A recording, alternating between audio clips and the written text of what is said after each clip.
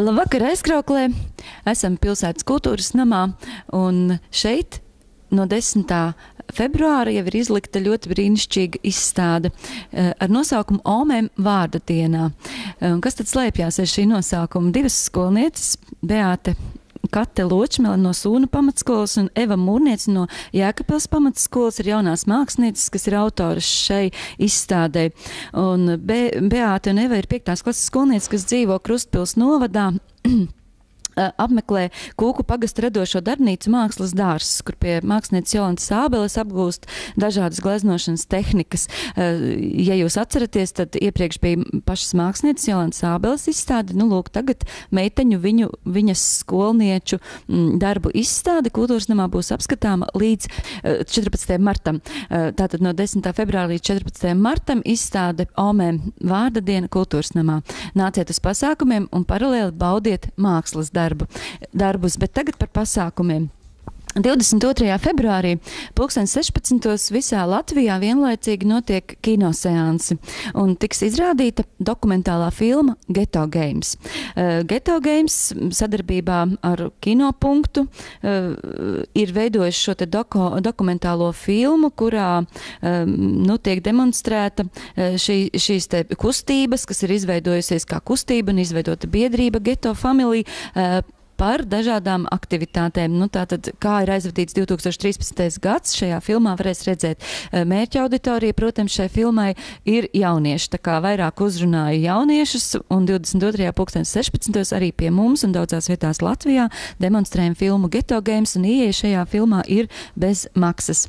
Un šajā pašā dienā, 22. februārī, Pagasta kultūras namā 16:00 svinēsim deju kolektīvu Pēda 25 gadu jubilejas koncertu.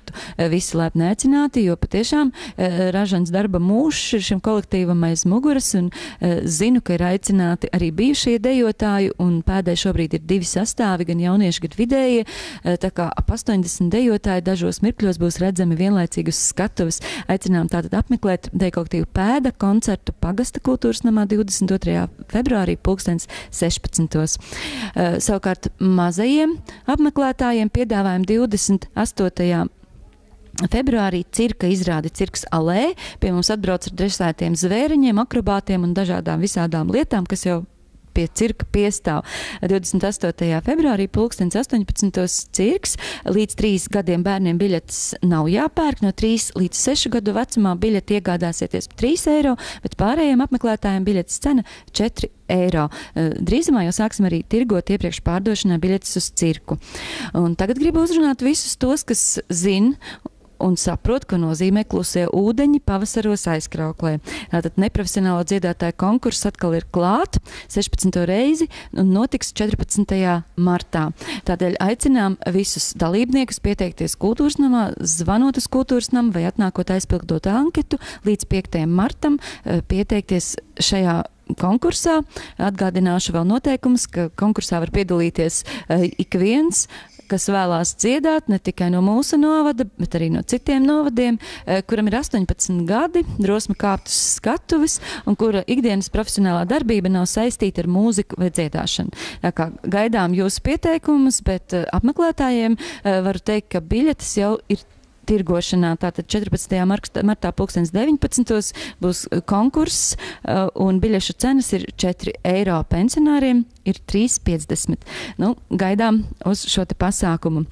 Varu teikt, ka atsaucoties uz izstādi, kas ir kultūras namā, tad šajā dienā notiks arī izstādes tāds aizklāšanas pasākums. Stundu pirms pasākuma, 18:00, mēs varēsim satikties ar abām māksliniecēm, ar Beāti un Evu, un viņas mācās arī mūzikas skolā, būs daži muzicējuši priekšnesumi, un būs iespēja satikties ar māksliniecēm, un pašas viņas pastāstīs par savu daļradi. Tad šoreiz mazliet otrādāk, nevis izstādes atklāšana, bet izstādes aizvēršanas pasākums 14. martā, stundu pirms kluso ūdeņu sākuma.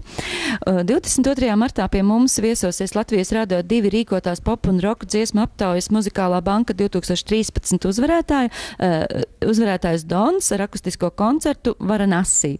Tātad biļetes ir arī iepriekš pārdošanā, to cenas ir 8, 9 un 10 eiro. Interesēties kasē un skatieties www.aizkraukle.lv par aktualitātēm kultūras namā un kultūras dzīvē mūsu novadā.